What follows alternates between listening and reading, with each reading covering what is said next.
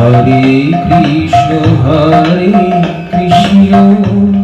কৃষ্ণ কৃষ্ণ হরে হরে হরে রাম রাম রাম হরে হরে হরে কৃষ্ণ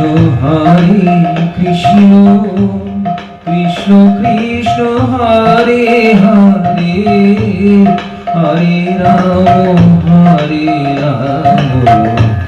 রাম রাম হরে হরে হরে কৃষ্ণ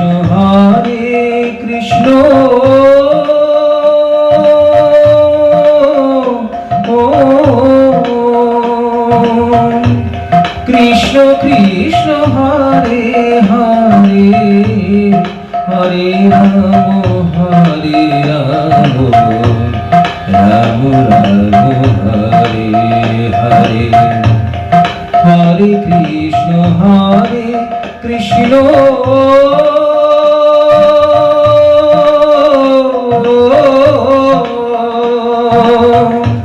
কৃষ্ণ কৃষ্ণ হরে হরে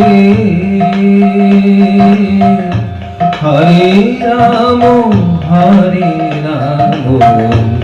রাম রাম হরে হরে হরে কৃষ্ণ কৃষ্ণ কৃষ্ণ কৃষ্ণ হরে হরে হরে রাম রাম রাম হরে হরে। শ্রী শ্রী বিজয়কৃষ্ণ পরিজন প্রথম ভাগ। শ্রী শ্রী বরদাকান্ত বন্দ্যোপাধ্যায় এর জীবনীর পরবর্তী অংশ। একদিন কথায় কথায় বরদাকান্তের প্রসঙ্গে গোস্বামীপ্রভু ব্রহ্মচারীকে বলেছিলেন, তোমার মেজদা বেশ চাপা বুদ্ধিমান লোক, বৈরাগ্য প্রধান প্রকৃতি, শুধু বিশ্বাসের অভাবে বাঁধা রয়েছে। বিশ্বাসের ছিটে ফোঁটা পেলে কোথায় ছুটে পড়বেন খোঁজ খবর পাবে না। এখন বিশ্বাস জন্মালে কি চলে, কর্ম যে কাটা যায়। তোমরা চার ভাই পরস্পর পরামর্শ করে এবার এসেছ। প্রকৃতি এক একজনের এক এক প্রকার, কিন্তু গড়ে সকলেই একই রকম। বরদাকান্ত সম্বন্ধে গোস্বামী প্রভুর এই উক্তি যে কত সত্য তা তার পরবর্তী জীবনে লক্ষ্য করা গেছে। মূলে তার ভক্তি ও বিশ্বাস অবিচ্ছিন্ন ছিল, কিন্তু কর্ম একটু অন্তরায় হয়ে দাঁড়ায়। শীঘ্রই তার কর্মবন্ধন ছিন্ন হয় এবং তিনি আধ্যাত্মিক কর্মের মধ্যে একেবারে ডুবে যান, কেউ তার নাগাল পায় না। গোস্বামী প্রভু তার সম্বন্ধে যে ভবিষ্যৎবাণী উচ্চারণ করেছিলেন, সেই অবস্থা লাভ করে বরদাকান্ত ধন্য ও কৃতার্থ হন।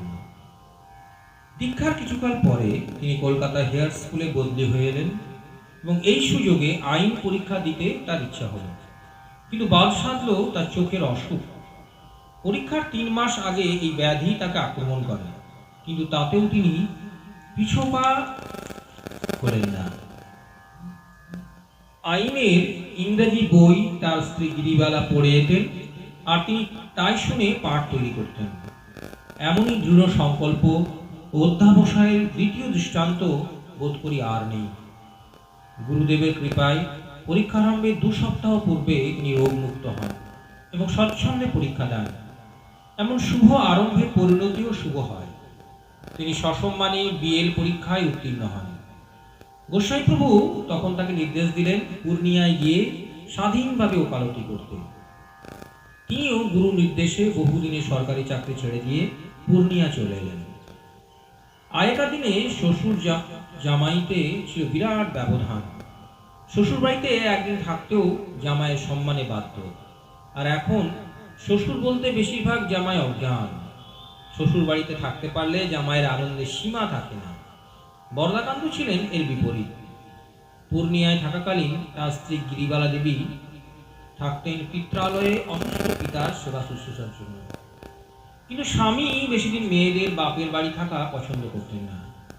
নিজের পুত্রবধূদেরও সহসা বাপের বাড়ি যেতে দিতেন না এবং মেয়েদেরও নিজের কাছে কখনো বেশি দিন থাকতে দিতেন না। সুনীতি সম্পন্ন বরদাকান্ত স্ত্রী ঢাকায় তার বাপের বাড়িতে থাকা পছন্দ না করে তাকে আনতে গেলেন, কিন্তু শ্বশুর করলেন আপত্তি। শেষে নিরুপায় হয়ে বরদাকান্ত এক আত্মীয়ের বাড়ি আশ্রয় নিয়ে তার পত্নীকে এক চিঠি দিয়ে জানালেন যে সেদিন রাত 2:30টার সময় তিনি থাকবেন শ্বশুরালয়ের পেছনের দিকে পায়খানার দরজার কাছে। পত্নী যদি ভবিষ্যতের মঙ্গল চান তবে যেন ওই পথ দিয়ে তিনি বেরিয়ে আসেন, পিতৃগৃহ ত্যাগ করেন। দেবী চিঠি পেয়ে মহা সমস্যায় পড়লেন। শেষে স্বামী নির্দেশে শিরোধার্য করে পূর্বকল্পিত ব্যবস্থা অনুসারে গভীর রাত্রে দেবী পিতৃগৃহ ত্যাগ করে স্বামীর সঙ্গে মিলিত হলেন। পরদিন সকালে সমস্ত অবগত হয়ে শ্বশুরমশাই মুষড়িয়ে পড়লেন এবং কন্যা ও জামাই সম্পর্কে হতাশ হয়ে দুঃখ করতে লাগলেন। আর এদিকে স্ত্রীর সহিত বরদাকান্তের শ্বশুরালয় থেকে পলায়ন বৃত্তান্তটি আত্মীয় স্বজন বন্ধু বান্ধবদের মধ্যে এক মহা কৌতুকর আলোচনার বিষয় হয়ে দাঁড়াল।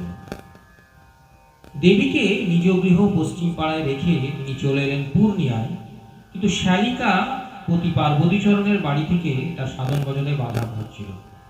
এ বিষয়ে তিনি গোস্বামীপ্রভুকে জানালেন। গুরুদেব জানালেন যে শিষ্যকে আসামে হবিগঞ্জে গিয়ে ওকালতি করতে। বরদাকান্ত তদনুসারে হবিগঞ্জে গিয়ে এক স্বর্ণকারের বাড়ির একাংশ ভাড়া নিয়ে রইলেন, কিন্তু সারা দিন রাত স্বর্ণকারের দোকানে খটাখট শব্দে তার সাধন ভজনের বাধা হতে লাগলো। এই কথা তিনি গুরুদেবকে জানালে গোস্বামীপ্রভু শিষ্যকে কলকাতায় এনে নিঃশব্দ প্রাণায়াম দান করলেন এবং আরো বললেন যে শীঘ্রই তিনি হবিগঞ্জে এমন এক বাড়ি পাবেন যে সেরকম বাড়ি কখনো হয় না। গুরুদেবের বাক্যর অন্যতা হতে পারে না। অল্পকাল মধ্যেই বরদাকান্ত আদালতের কাছে পুকুর ও বাগান সমেত এক বিরাট বাড়ি ক্রয় করলেন এবং নিজের ইচ্ছা মতো সংস্কারাদি করে বাড়িটি সুন্দর গৃহ নির্মাণ শেষ হলে সন্তানাদি সহ দেবীকে হবিগঞ্জ নিয়ে এলেন এবং অতি আনন্দে সাধন ভজন করতে লাগলেন। দেবীও ধর্ম সম্পর্কে প্রাণ ঢেলে স্বামীর সহায়তায় মন দিলেন। এই সময় তার প্রাণায়াম সুন্দর ও উচ্চাঙ্গের হতো।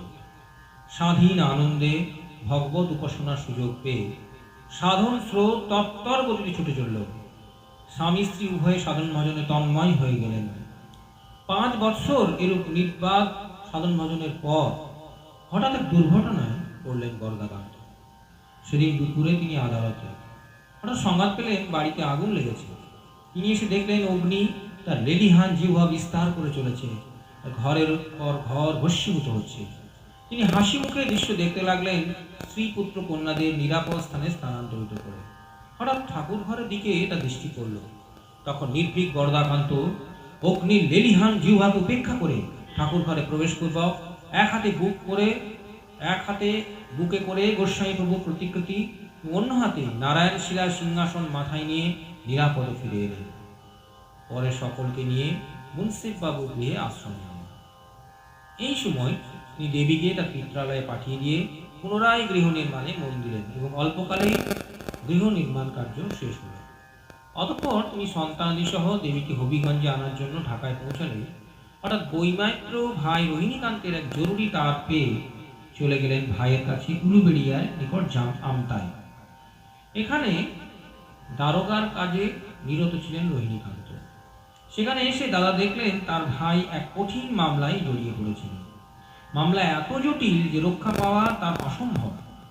বরদাকান্ত গুরুদেবকে স্মরণ করে মামলার পরিচালনার ভার নিজে গ্রহণ করে ভাইকে আশ্বস্ত করলেন, কিন্তু মামলার এত জট যে তা ছাড়াতে হাঁপিয়ে উঠলেন বরদাকান্ত। শেষে তিনি গুরুদেবের উপর একান্ত নির্ভর হয়ে কাজ করে যেতে লাগলেন। কি আশ্চর্য! যতই দিন যেতে লাগলো ততই তেজের সঙ্গে তিনি মামলা পরিচালনা করতে লাগলেন এবং শেষ পর্যন্ত ভাই রোহিণীকান্তকে সম্পূর্ণরূপে বিপদমুক্ত করে বিজয়ীর বেশে মামলার বহু ভেদ করে নিশ্চিন্ত হলেন। এই সময় তার গুরুদেব ছিলেন কলকাতায়। বরদাকান্ত গেলেন তার প্রণাম করতে। তাকে নানা কথার পর হবিগঞ্জের কথা শুনলে গোস্বামীপ্রভু শিষ্যকে বললেন হবিগঞ্জ ত্যাগ করতে, কারণ যে জন্য হবিগঞ্জ যাওয়া তার কাজ শেষ হল। গুরুদেবের নির্দেশে তিনি এলেন গয়ায়, আর হবিগঞ্জে গেলেন না। পত্রযোগে সেখানকার নবনির্মিত বাড়ি জলের দামে বিক্রি করলেন, আর উপেক্ষা করলেন সেখানকার প্রতিষ্ঠা, প্রতিপত্তি ও বিপুল অর্থ পাওয়া যাবে। কর্ম করেই তো প্রারব্ধ খণ্ডন করতে হয়। তাই গোস্বামী প্রভু শিষ্যকে কর্ম সাধনার মধ্যে দিয়ে এগিয়ে নিয়ে চললেন অধ্যাত্ম পথে। তার আদেশে শিষ্য গয়ায় ওকালতি ব্যবসা আরম্ভ করতে গিয়ে দেখলেন যে উর্দু ভাষা শেখা নিতান্ত প্রয়োজন। স্বল্পকালের মধ্যেই তিনি ওই ভাষায় লিখতে ও বলতে সমর্থ হলেন। মক্কেলদের সঙ্গে উর্দু ভাষায় সহায়তায় তার ব্যবসা বেশ সচল হয়ে উঠল এবং দেখতে দেখতে তার পসার জমে উঠল। ফলে ভালো ভালো আসবাবপত্র, জুড়ি গাড়ি ইত্যাদি করতেও তিনি সক্ষম হলেন। এই সময় ছোট ভাই শারদাকান্ত প্রায় দাদার কাছে আসতেন এবং থাকতেন, আর ব্রহ্মচারী কুরদানন্দ থাকতেন আকাশগঙ্গা পাহাড়ে। তিনি প্রতি সপ্তাহে একবার করে আকাশগঙ্গা পাহাড় থেকে নেমে দাদার কাছে দু একদিন থেকে সপ্তাহে প্রয়োজনীয় চাল, ডাল ইত্যাদি নিয়ে আবার পাহাড়ে ফিরে যেতেন। তাছাড়া গুরু ভাইরাও গয়ার বাড়িতে প্রায় আসা যাওয়া করতেন। ফলে বরদাকান্তের প্রচুর আয় সত্ত্বেও সব খরচ হয়ে যেত। আর তার একটি অভ্যাস ছিল যে পরের দিনের জন্য সঞ্চয় না করা।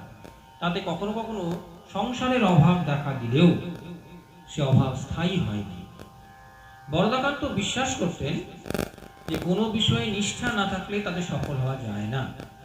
লেখাপড়ায় যে ইহা কত সত্য তা তিনি উপলব্ধি করেছিলেন এবং ভাইদের ও সন্তানদের এই বিষয়ে অমনোযোগী দেখলেই কঠোর হয়ে শাসন করতেন। তার বড় ছেলে রণদাকান্তকে তিনি পড়াতেন এবং পুত্রকে অমনোযোগী দেখলেই কড়া শাসন করতেন। একদিন এই শাসন সহ্য করতে না পেরে পুত্র বাড়ি থেকে পালিয়ে যায় এবং এক সপ্তাহ তার কোনো খোঁজ পাওয়া যায় না। সবাই দুশ্চিন্তায় আকুল হয়ে উঠলেন। এমন সময় একদিন এক উকিল তাকে এসে জানালেন যে রণদাকান্তকে তিনি বুদ্ধগয়ায় মুন্ডিত মস্তক ও গেরুয়াধারী সাধুরূপে দেখে এসছেন এবং মহন্তজি নাকি তাকে সুপুরুষ দেখে ভবিষ্যৎ মহন্ত রূপে নির্বাচিত করেছেন। বরদাকান্ত এই সংবাদ পাওয়া মাত্র লোক মারফত মহন্তজিকে পত্র দিয়ে জানালেন যে পত্র পাঠ মাত্রই তার ছেলেকে ফেরত না পাঠালে তার বিরুদ্ধে আইনের আশ্রয় নেবেন। চিঠি পেয়েই মহন্তজি মুখ শুকিয়ে গেল এবং অনতিবিলম্বে রণদাকান্তকে পিতার কাছে পাঠিয়ে দিলেন। এই সময় পুরী থেকে গোসাইজি নির্দেশ আসে যে ছেলেদের কড়া শাসন করার প্রয়োজন নেই। উক্ত ঘটনায় বোঝা যায় যে বরদাকান্ত কিরূপ কঠোর শাসক ছিলেন। কোনো বিষয়ে তিনি অবহেলা সহ্য করতে পারতেন না। গয়ায় অবস্থানকালে তিনি সস্ত্রীক মথুরা, বৃন্দাবন, হরিদ্বার, কাশী প্রভৃতি তীর্থস্থান এবং আগ্রা, লখনৌ প্রভৃতি দ্রষ্টব্য স্থান দর্শন করেছিলেন। গয়ায় অবস্থানকালে এক অলৌকিক ঘটনা ঘটে। বরদাকান্ত যখনই ঠাকুর ঘরে আরতি করতেন তখনই 4-5 হাত দীর্ঘ শ্বেত বর্ণের এক সাপ পূজাগৃহে প্রবেশ করে আরতি দর্শন করতেন। তিনি বুঝেছিলেন তিনি বলরামের অংশ প্রতিভূ, তাই দুধ ও কলা নিবেদন করতেন সাপকে এবং সাপও তা গ্রহণ করে চলে যেতেন। গোসাই প্রভু তাকে নিত্য নিয়মিত হোম করতে আদেশ করলে তিনি নিষ্ঠার সঙ্গে তা পালন করেছেন। গয়ায় অবস্থানের দ্বিতীয় বৎসরের মাঝামাঝি তিনি সংবাদ পেলেন যে পুরী থেকে যে গুরুদেব ভয়ানক অসুস্থ। তখন তিনি ও পরিবারস্থ প্রায় সকলেই ছুটে গেলেন গুরুদেবের কাছে। শেষবারের মতো গোস্বামী প্রভুকে সবাইকে দর্শন দিয়ে অন্তরীলায় প্রবেশ করলেন। 1306 সালের 22 জ্যৈষ্ঠ রবিবার রাত্রি 9:20। বরদাকান্ত শোকে অভিভূত হয়ে কিছুতেই স্থির হতে না পেরে ছুটে গেলেন নাথ সম্প্রদায়ের বিরাট এক শক্তিশালী সাধক গম্ভীরনাথজির কাছে। সংবাদ শুনেই নাথজির মুখমণ্ডল রক্তিম হয়ে উঠল, চোখ ছলছল করতে লাগলো। অনেকক্ষণ পর তিনি বললেন, इस संसार में साधु लोगों का रहने की जगह नहीं रहा, कয়েক बरस में सब लोग चले जाएंगे। এই নাথজি ঐশ্বর্যভাবে সিদ্ধি লাভ করে মাধুর্যে ডুবে যান। ইনি পলকে সৃষ্টি স্থিতি প্রলয়ে সমর্থ ছিলেন। বরদাকান্তের সঙ্গে এর অত্যন্ত স্নেহভাব ছিল। গয়ায় আকাশগঙ্গা পাহাড়ে গোস্বামী প্রভুর দীক্ষা হয়। তার গুরুদেব ব্রহ্মানন্দ পরমহংসজি সূক্ষ্ম শরীরে মানস সরোবর থেকে এসে 1290 সালের ভাদ্র মাসের এক পুণ্য তিথিতে আকাশগঙ্গা পাহাড়ে গোস্বামী প্রভুকে দীক্ষা দান করেন। এই স্থানটিকে চিহ্নিত করার জন্য গোস্বামী প্রভু একটি লোহার শলা দিয়ে পাথরে লিখতে চেষ্টা করলেন, কিন্তু এই স্থানে মা এইটুকু লিখলেই শলাকা ভেঙে যায়। এতে বাধা পেয়ে গোস্বামী প্রভু আর লিখলেন না। একসময় দীক্ষাস্থান খুঁজে বের করার জন্য বরদাকান্ত সচেষ্ট হন এবং দীক্ষাস্থান আবিষ্কার করেন, আর গোস্বামী প্রভুর নিজের হাতের লেখাটি দেখতে পান। লেখাটি সম্পূর্ণ করার ইচ্ছা প্রকাশ করলে তাকে অনুমতি দিয়ে কি লিখতে হবে তাও বলে দেন প্রভু। সম্পূর্ণ লেখাটি এই: ওম, এই স্থানে মানস সরোবরের পরমহংস শ্রী বিজয়কৃষ্ণ গোস্বামীকে দীক্ষা প্রদান করেন। জয় গুরু ওম। 1290। গয়ায় অভূতপূর্ব এক অলৌকিক ঘটনা ঘটে। বরদাকান্তের স্ত্রী গিরিবালা দেবী অসহ্য মাথার কষ্ট পাচ্ছিলেন, মাথার যন্ত্রণায় বহুদিন থেকে। দেবীর মাথায় যন্ত্রণায় এত ছটফট করতেন যে তার দিকে তাকানো যেত না। একদিন অসহ্য যন্ত্রণায় অসহায়ের মতো গোস্বামী প্রভুর কাছে দেবী প্রার্থনা জানালেন এই দুঃসহ যাতনা থেকে মুক্তি দিয়ে তার কাছে নিয়ে যেতে। সেদিন রাতে স্বপ্নে দেবীকে জানালেন গোস্বামী প্রভু যে একটি তাজা শিকড় আছে পুরাতন পুস্তকের কাঠের বাক্সে, সেই শিকড়টি ধারণ করলে অসুখ সেরে যাবে। স্বপ্ন দর্শন পরেই দেবী স্বামীকে জাগিয়ে সব বৃত্তান্ত বললেন, কিন্তু তার বা বাড়ির অপর কারো তেমন বিশ্বাস হলো না। তারা ভাবলেন যে পুরনো কাঠের বাক্সটি বহুকাল খোলা হয়নি, তার মধ্যে তাজা শিকড় থাকা অসম্ভব। সেই বাক্সটি ছিল ব্রহ্মচারী যে ঘরে থাকতেন সেই ঘরে। তার ঘুম ভাঙানো হলে ব্রহ্মচারীজিও ব্যাপারটা বিশ্বাস করতে পারলেন না। যাও, আরশোলা ও গ্রন্থকিটে ভরা ধূলিপূর্ণ গ্রন্থগুলি এক এক করে বের করা হলো, কিন্তু কোথাও শিকড় দেখা গেল না। ক্রমে ক্রমে বাক্স প্রায় খালি। হঠাৎ উক্ত তাজা শিকড় বেরিয়ে পড়ল, সর্বশেষ গ্রন্থটির উপর। দেবী পরম শ্রদ্ধায় তা মাথায় তুলে ধারণ করলেন। সঙ্গে সঙ্গে যন্ত্রণার উপশম হল। এই ঘটনার অত্যন্ত যুক্তিবাদী বরদাকান্ত অলৌকিক শক্তিকে শ্রদ্ধা করে স্বীকার করলেন। গোসাই প্রভুর যে কি অপার করুণা তার শিষ্যের প্রতি, তার উজ্জ্বল নিদর্শন গয়ার এই ঘটনাটি। গয়ায় বড় ইঁদুরের উপদ্রব ছিল, তাই ঠাকুরের ঘরে জানলা দরজা আটকিয়ে রাখতে হতো। কিন্তু গয়া তো অত্যন্ত গ্রীষ্মপ্রধান স্থান, তাই এক রাত্রে গোসাই প্রভু স্বপ্নে জানালেন তিনি গরমে একেবারে ঘেমে গেছেন জানলা বন্ধ রাখার ফলে। নিদ্রা ভঙ্গে স্বামী স্ত্রী উভয়ই উঠে ঠাকুর ঘরের জানলা খুলে দিলেন। তারা বিস্ময় দেখলেন চিত্রপটে সেই বিন্দু। দেবী কাঁচের আবেষ্টনী থেকে মূর্তিখানি মুক্ত করে বাতাস দিতে লাগলেন, আর বরদাকান্ত তুলসী দিয়ে শ্বেত বিন্দু পুছে দিলেন। সেই তুলসী খেয়ে দেখলেন যে কি অপূর্ব মধুর মতো মিষ্টি স্বাদ আর চন্দনে সুরভিত। অপর একদিন রাত প্রায় 11টায় বরদাকান্তের তৃতীয় পুত্র বসুদাকান্ত কলকাতায় আসলেন।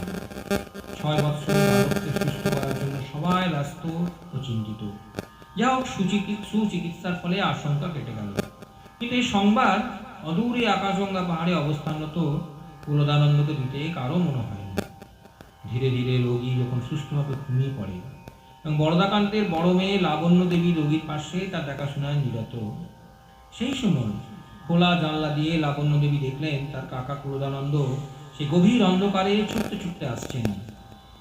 লাবণ্য দেবী দরজা খুলে দিতেই কুলদানন্দ বসুদাকান্তের খবর জিজ্ঞেস করলেন। লাবণ্য দেবী খোকার অসুস্থতার সংবাদ জানাতেই কুলদানন্দ স্বস্তি নিঃশ্বাস ফেললেন।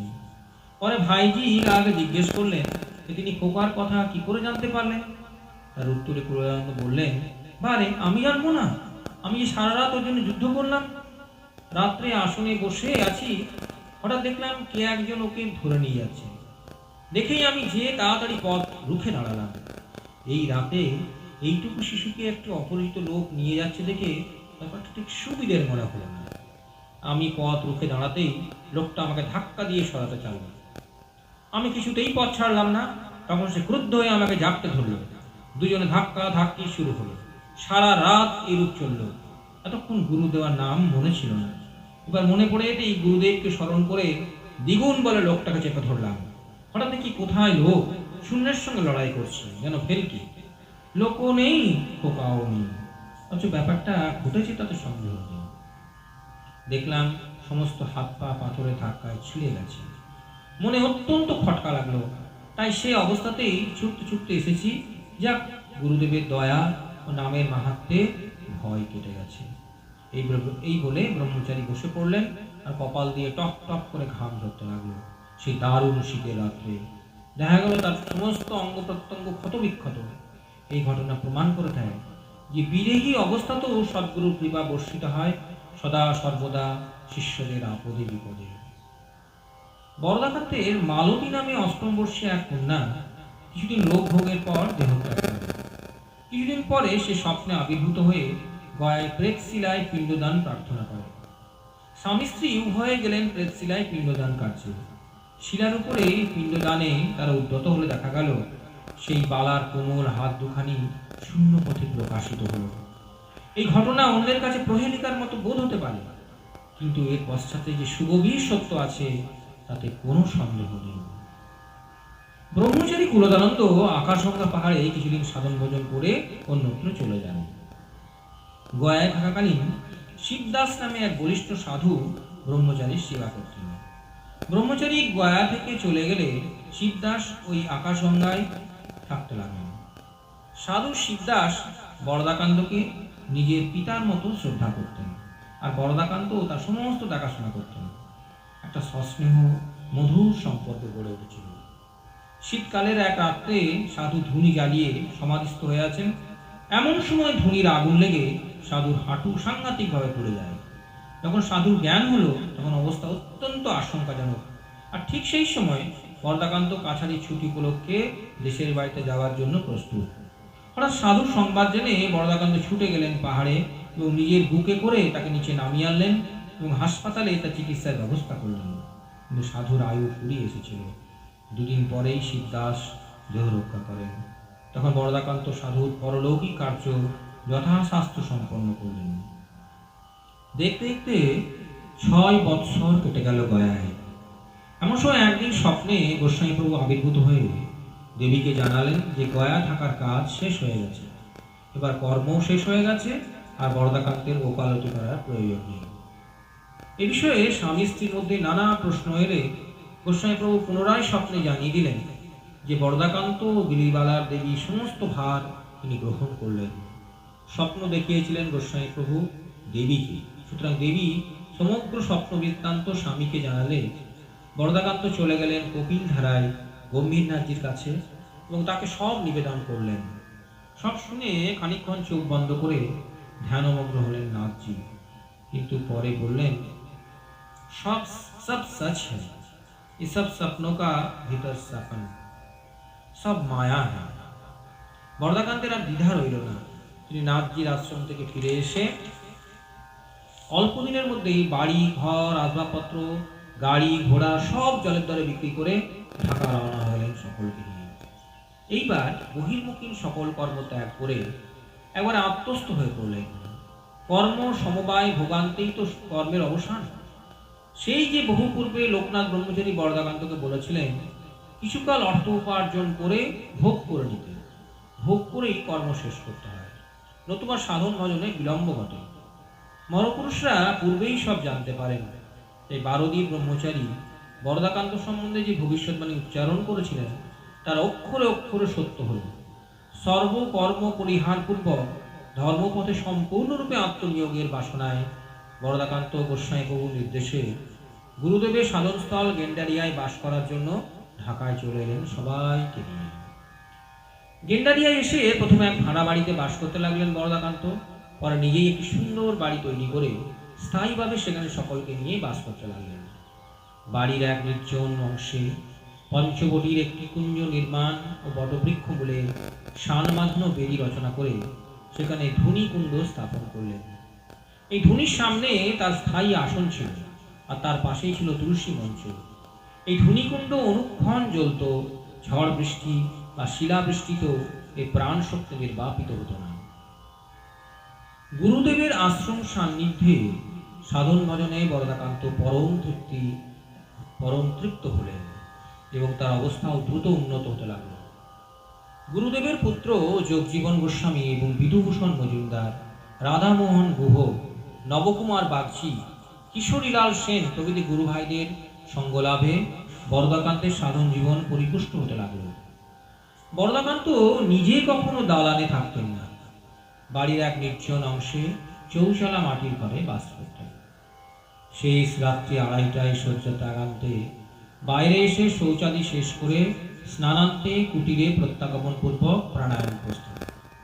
1 ঘন্টা প্রাণায়াম ও শাম সাধনের পর প্রভাতী কীর্তন শেষে গুরুদেবের মূর্তিতে তুলসী চন্দন দিয়ে ও নারায়ণ শিলাকে স্নান করিয়ে পুজো করতেন। এরপরে বসতেন নিত্য হোম কার্যে। হোম শেষ হলে হোম পাত্রে ধূনা নিক্ষেপ করে পাত্রহস্তে দালানে প্রবেশ করে প্রতি ঘরকে পবিত্র করতেন হোমের ধোঁয়ায়। আর নিদ্রিত পুত্র কন্যাদের কানে হরিবোল ধ্বনি করে তাদের জাগাতেন। পরে পাখিদের আহারের জন্য কয়েক মোটা চাল আঙিনায় ছড়িয়ে দিতেন। ইতিমধ্যে স্ত্রী গিরিবালা দেবী গোস্বামী প্রভুর ভোগের চা ও জলখাবার প্রস্তুত করে দিতেন। ভোগ হয়ে গেলে সকলে প্রসাদ পেতেন এবং প্রাত্যহিক এই নিয়মের কোনোদিন অন্যতা হতে পারেনি। প্রসাদ গ্রহণান্তে বরদাকান্ত চলে যেতেন তার পঞ্চবটির কুঞ্জে এবং আসনে বসে গভীর ধ্যানে মগ্ন হতেন বেলা 2:30টা পর্যন্ত। ধ্যানমগ্নের পর একটু দুধ বা ফল গ্রহণ করতেন। সাধনে বিঘ্ন হয় বলে তিনি দ্বিপ্রহরীয় আহার বন্ধ করে দিয়েছিলেন। প্রায় 3টায় সংবাদপত্র ও গুরু ভাইরা আসলে বৈকাল 4টা পর্যন্ত সংবাদপত্র পাঠ ও আলোচনা হতো। সংবাদপত্রে তার বিশেষ অনুরাগ ছিল। জীবনের শেষ দিন পর্যন্ত তিনি সংবাদপত্র পাঠ করেছিলেন। শেষ দিন পর্যন্ত 4টে বাজার পর গ্রন্থ সাহেব, মূল মহাভারত, শ্রীমদ্ ভাগবত, যোগ বশিষ্ঠ রামায়ণ, চৈতন্য চরিতামৃত, চৈতন্য ভাগবত ইত্যাদি গ্রন্থ নিজেই পড়তেন এবং অন্যরা শুনতেন। সন্ধ্যায় তার তৃতীয় কন্যা তুলসী ও চতুর্থ কন্যা নারায়ণী তার নির্দেশে শিব স্তোত্রম সুললিত কণ্ঠে আবৃত্তি করতেন। পরে আবৃত্তি করতেন ভবসাগর তারণ কারণ হে ইত্যাদি গুরুস্তোত্রটি। এরপর হতো কীর্তন ও হরিলুট। এই সময় পরিবারের সবাই যোগ দিতেন। তার সেজ ছেলে গুণদাকান্ত ছিলেন মূল গায়ক। লুট শেষে তিনি আরেকবার প্রাণায়ামে বসতেন। প্রাণায়াম শেষে তিনি আহারে বসতেন এবং আহারান্তে শয্যা গ্রহণ করতেন। ঠিক এই নিয়মে তিনি বারবার 12 বৎসর পর্যন্ত সাধন ভজন করে গেছেন। কিন্তু এর মধ্যে হঠাৎ দেখা গেল তার মধ্যে কিছু পরিবর্তন। তার নিয়মানুবর্তিতা হলো শিথিল। সুচিতার তেমন দৃষ্টি নেই। আগের সেই সময় ধরে নাম প্রাণায়াম পাঠ কীর্তনে মন নেই। পক্ষান্তরে কিছু কিছু বৈষয়িক কাজে করতে লাগলেন। পঞ্চবটির আসনে বসার তেমন আগ্রহ নেই। মাঝে মাঝে আত্মীয় স্বজনের বাড়িতেও বেড়াতে যেতে লাগলেন। সাধারণ মানুষের পর্যায়ে যেন তিনি নেমে এলেন। এসব দেখে মনে হয় তার সব পাওয়া হয়ে গেছে। চোখে মুখে অপূর্ব এক আভা বিরাজ করত। পরিপূর্ণ আনন্দে তিনি তন্ময় হয়ে থাকতেন। সেই সময় থেকে তার সব কাজই ব্রহ্মকর্ম মনে হতে শুরু করল। গেন্ডেরিয়া বাসকালে কতগুলো অলৌকিক ঘটনা ঘটে। একদিন তিনি মুখ শুদ্ধির মশলা তৈরি করছিলেন জঙ্গি হরিতকি দিয়ে এক হাঁড়িতে। তার মুখ নিচু ছিল। এমন সময় এক বিষধর সাপ তার 2 পায়ে ফাঁক দিয়ে মশলার হাঁড়িটির সামনে এসে ফনা বিস্তার করে দাঁড়িয়ে রইল। তিনি তাই দেখে কিছুমাত্র ভয় না পেয়ে নিজের কাজ করে যেতে লাগলেন। কিছুক্ষণ পরে সাপটি নিজের থেকেই চলে গেল। বাড়ির ভিতরে একটি আম গাছ বিরাট কোটর ছিল, তার মধ্যে সাদা একটি সাপ থাকত। এই গাছটি থাকার জন্য দালান তৈরির সময় কিছু অসুবিধা হয়। তথাপি তিনি সর্পের আবাসযুক্ত এই গাছটি কাটেননি। দালানের পেছনে একটি নালী ছিল। ওই নালী দিয়ে প্রতি অমাবস্যার রাতে সাপটি ঘরে প্রবেশ করত। দেবীর ইহা জানা ছিল বলে প্রতি অমাবস্যার রাতে সাপটির জন্য দুধ কলা নালীর কাছে রেখে দিতেন। সাপও তা নিয়মিত গ্রহণ করে চলে যেত। বরদাকান্ত বলতেন সাপটি সাধন শক্তি সম্পন্ন এক ফকিরের ছদ্মবেশ। আরো আশ্চর্য, তার ছেলে হেমদাকান্ত সাপটিকে উপকারী বন্ধুরূপেই মনে করতেন। ফেরিওয়ালা কোনো খাবার জিনিস নিয়ে এলে তা কেনার সময় পয়সা না থাকলে ওই কোটরে গিয়ে হেমদাকান্ত সর্পরূপী ফকির সাহেবের কাছে পয়সা চাইতেন। পরে মাটি খুঁড়ে তিনি 2-4 পয়সা পেয়ে যেতেন। একদিনও তাকে নিরাশ হতে দেখা যায়নি। একবার সস্ত্রীক বরদাকান্ত সন্তানাদি সহ বাড়ি থেকে ঢাকা আসার সময় ভয়ানক ঝড়ের মধ্যে পড়েন। নৌকা তখন ধলেশ্বরী নদীর মাঝামাঝি। চারিদিকে অন্ধকার হয়ে গেল।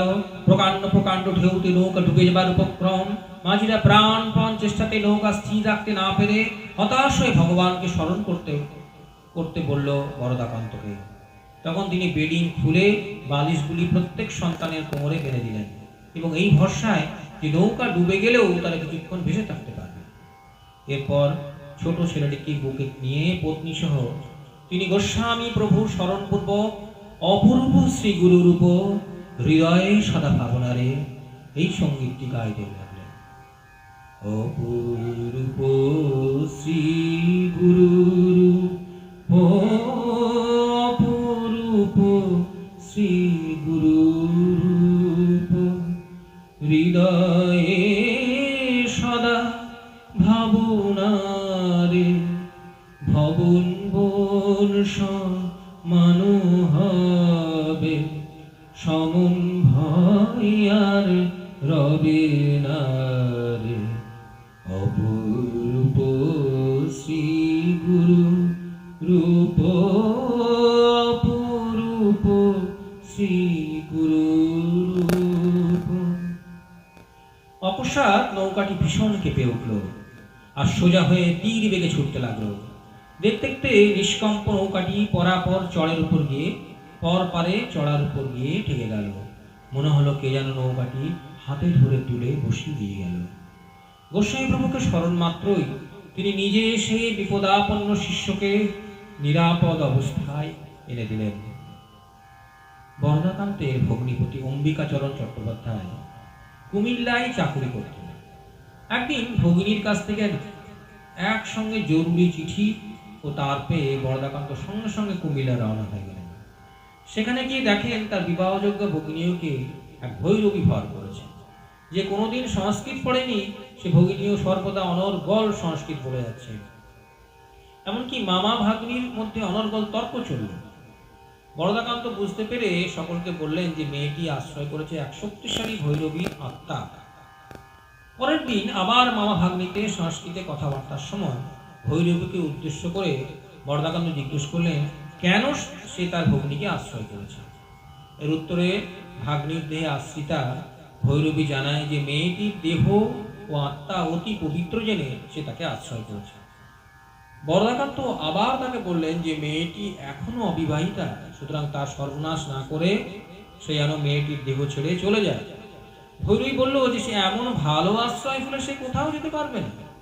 গত জন্মে ধর্মের ভুল পথে গিয়ে তার সদ্গতি হয়নি, তবে সদ্গুরুর আশ্রিতের কাছে দীক্ষা পেলে সে কন্যার দেহ ছেড়ে চলে যাবে। সে বরদাকান্তকে বলে যে তিনি সদ্গুরুর আশ্রিত, তাই তিনি যদি দীক্ষা দেন তবে কন্যাকে এই মুহূর্তে ছেড়ে দেবে। উত্তরে বরদাকান্ত জানান যে তার দীক্ষা দেবার অধিকার নেই, কাজেই তিনি তাকে দীক্ষা দিতে পারবেন না। তখন ভৈরবী জানান যে তাহলে সে মেয়েটিকে আশ্রয় করেই থাকবে। তখন বরদাকান্ত ভাগ্নিকে সামনে বসিয়ে হোম করতে লাগলেন, আর হোমের ধোঁয়া কন্যার গায়ে লাগতে লাগলো। সঙ্গে সঙ্গে গুরুদত্ত নাম খুব তেজের সঙ্গে করতে লাগলেন। ভাগ্নির চোখ থেকে যেন আগুন ঠিকরে বের হতে লাগলো, বরদাকান্তকে যেন দগ্ধ করতে চায়।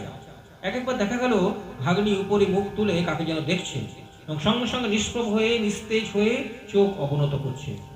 কয়েকবার কন্যার এই ভাব দেখে বরদাকান্ত প্রশ্ন করলেন যে সে উপরে কি দেখছে। ভাগ্নির মুখে ভৈরবী উত্তর করল যে তার গুরুদেব গোস্বামী প্রভু তার মাথার উপর দাঁড়িয়ে আছেন দণ্ড হাতে, তিনি রক্ষা করছেন, নচেত তাকে দগ্ধ করে ফেলত। হোমের শক্তিতে ভৈরবী ক্রমশ শক্তিহীন ও নিষ্প্রভ হয়ে রইল, আর সঙ্গে সঙ্গে ভাগ্নির অবস্থাও আশঙ্কাজনক হতে লাগলো। ভৈরবী বারবার তার সদ্গতির উপায় করে দেবার জন্য তাকে অনুরোধ করতে লাগলো। বরদাকান্ত তখন দীক্ষাদানের অধিকারী হয়নি, তাই তিনি ভৈরবীকে বললেন যে সে যদি তার ভাগ্নিকে ছেড়ে চলে যায় তবে দীক্ষার অধিকারী তার ছোট ভাই ক্রোধানন্দ ব্রহ্মচারীকে দিয়ে দীক্ষা দেওয়াতে পারবে। ভৈরবী এই প্রস্তাবে সম্মত হলে বরদাকান্ত ব্রহ্মচারীকে তার করলেন কুমিল্লা আসতে। ব্রহ্মচারী যথাসময়ে কুমিল্লায় এসে ভৈরবীর উদ্দেশ্যে ভাগ্নির কানে মন্ত্রদান করলেন। ভাগ্নি একেবারে আচ্ছন্নের মতো অবসন্ন হয়ে পড়ে রইল, আর সঙ্গে সঙ্গে আঙিনায় অবস্থিত বেলগাছটি সশব্দে পড়ে গেল বিনা ঝড়ে জলে। সবাই বললেন প্রেতাত্মা মুক্তি পেলে এরকম নিদর্শন রেখে যায়। বেলগাছের পতন তারই এক নিদর্শন। এরপর থেকে ভাগ্নি সুস্থ হয়ে পূর্ববৎ নম্র স্বভাবা ও মাধুর্যময় হয়ে উঠলেন। পঞ্চবটির কুঞ্জের যে বিল্লবৃক্ষের নিচে ধুনি ও আসন স্থাপিত ছিল তা এত পবিত্র ও শক্তিমান ছিল যে বরদাকান্ত সবাইকে বিশেষ সাবধান করে দেন যে দেহ শুদ্ধ না থাকলে কেউ যেন বেদিতে না ওঠে এবং উঠবার সময় যেন বেদিকে প্রণাম করা হয়। একদিন রাজকুমারী নামে এক বাড়ির বৃদ্ধা দাসী হঠাৎ কুঞ্জে গেল। সে কোনোদিন বেদিতে উঠতো না। সেদিন তার কি খেয়াল হলো, প্রত্যুষে সেখানে ঝাড় দিতে গেল। বেদিতে প্রণাম করার পর প্রণাম করার বোধ তার ছিল না। সে সোজা বেদির উপর উঠে দাঁড়াতেই এক অদৃশ্য হস্তের চাপড়ে বেদি থেকে নিচে পড়ে গেল, আর তার কান্না ও চিৎকারে ঘটনাস্থলে সবাই ছুটে আসে। সব শুনে বরদাকান্ত বললেন যে শুচি শুদ্ধভাবে বেদিতে উঠবার সময় বেদিকে প্রণাম করে উঠতে হবে, নইলে এরকম দুর্ঘটনা হওয়ার সম্ভাবনা। ধর্মজগতের যে কি অপূর্ব মহিমা তার প্রমাণ এখানে। একবার বরদাকান্ত তার বড় বধূকে পিত্রালয় থেকে আনছেন, সঙ্গে একটি ট্রাঙ্ক যার মধ্যে বধূর অলঙ্কার রাশি রয়েছে। লৌহজং ঘাটে স্টিমার এলে তারা উঠলেন স্টিমারে, কিন্তু তাড়াতাড়িতে বাক্সটি তুলতে ভুলে গেলেন। এদিকে স্টিমার ছেড়ে দিয়েছে। হঠাৎ খেয়াল হওয়ায় তিনি সারেংকে অনুরোধ করলেন যে জাহাজটি ঘুরাতে, কিন্তু সারেং অসম্মত হল। তখন বরদাকান্ত সেই স্টিমারের যাত্রী তথা তার বাল্য বন্ধুকে ঘটনাটি বলে জানালেন যে যেন তার পুত্রবধূকে সে যথাস্থানে পৌঁছে দেয়, আর তিনি সাঁতরে জেটিতে গিয়ে বাক্সটি উদ্ধার করে আনবেন। এই কথায় বন্ধু, পুত্রবধূ ও অন্যান্য সবাই হা হা কার করে উঠল। কিন্তু তিনি জলে ঝাঁপ দেওয়ার জন্য প্রস্তুত হয়ে ঠিক ঝাঁপ দেওয়ার মুহূর্তে চোখ বন্ধ করে গুরুদেবকে স্মরণ করলেন এবং জয় গুরু বলে যেই ঝাঁপ দেবেন অমনি দারুণ শব্দ করে খালের এক পাশে দারুণ শক্ত ও মোটা লোহার শিকল ছিঁড়ে গিয়ে পাশে ঝুলতে লাগলো, আর সঙ্গে সঙ্গে প্রচন্ড এক ঝাঁকুনির সঙ্গে সম্পূর্ণ ঘুরে একবারে সোজা লৌহজং জেটির কাছে পৌঁছেছিল। আর বরদাকান্ত তেমনি সামনেই একটি নৌকাকে আহ্বান করে তার সহায়তায় জেটিতে গিয়ে বাক্সটি পেলেন এবং তা নিয়ে আবার জাহাজে উঠলেন। জাহাজের যাত্রীগণ এই ব্যাপারে উচ্চস্বরে হরিবোল ধ্বনিতে আকাশ বাতাস মুখরিত করে তুলল এবং বরদাকান্ত যে একজন মহান ধর্মপ্রাণ পুরুষ সে বিষয়ে কারো সন্দেহ রইল না। জাহাজের কর্মীশুদ্ধ সবাই তার নিকট মস্তক অবনত করলেন। আশ্রিত জনকে যে গুরুদেব কিভাবে ছুটে আসেন রক্ষা করতে তার অন্যতম প্রমাণ উক্ত ঘটনাটি। আশ্রিতজনকে যে গুরুদেব কিভাবে ছুটে আসেন রক্ষা করতে তার অন্যতম প্রমাণ উক্ত ঘটনাটি। বরদাকান্ত সাধন ভজনের জন্য পাহাড় পর্বত বা অরণ্যে যাননি। তিনি ঘরেই সংসারের মধ্যে থেকে গুরুদেবের পূজা উপাসনা ও নাম ধ্যান করে পূর্ণতা লাভ করেছিলেন। গুরুদেবই যে সর্বস্ব ও একমাত্র উপাস্য তা তিনি বুঝতে পেরেছিলেন। অন্য কোনো শক্তি তাকে এই সত্য থেকে ছিনিয়ে নিতে পারেনি। এই সংসারে বাস করেই বরদাকান্ত ব্রহ্ম রসার সাধন করতে লাগলেন। তিনি অলৌকিকভাবে সাধন দানের আদেশ পান গোস্বামী প্রভুর কাছ থেকে। তখন তিনি ছিলেন রাঁচিতে। সর্বপ্রথম দীক্ষার দিন 1327 সালের 10ই আষাঢ়, ইংরেজি 1920 খ্রিস্টাব্দের 24শে জুন। তার কাছে সর্বাগ্যের দীক্ষা প্রার্থনা করেন ময়মনসিংহের এক ধনী জমিদার, কিন্তু তাকে কৃপা করতে পারেননি তিনি গোস্বামী প্রভুর আদেশ না পেয়ে। জয় গুরু, জয় গোসাই।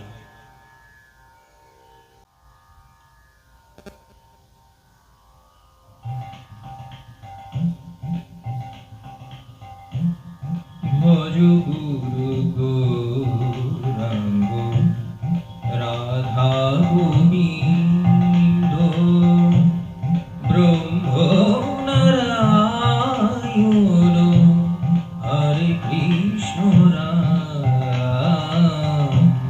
ভজ গুরু গৌরাঙ্গ রাধা গোবিন্দ ব্রহ্ম নারায়ণ হরে কৃষ্ণ রাম।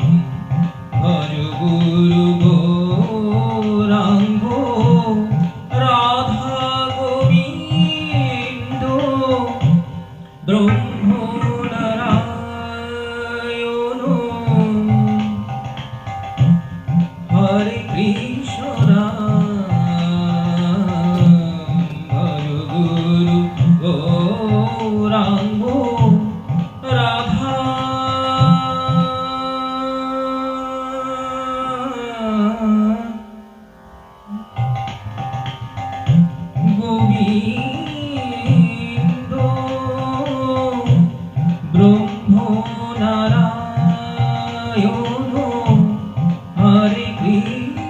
রাম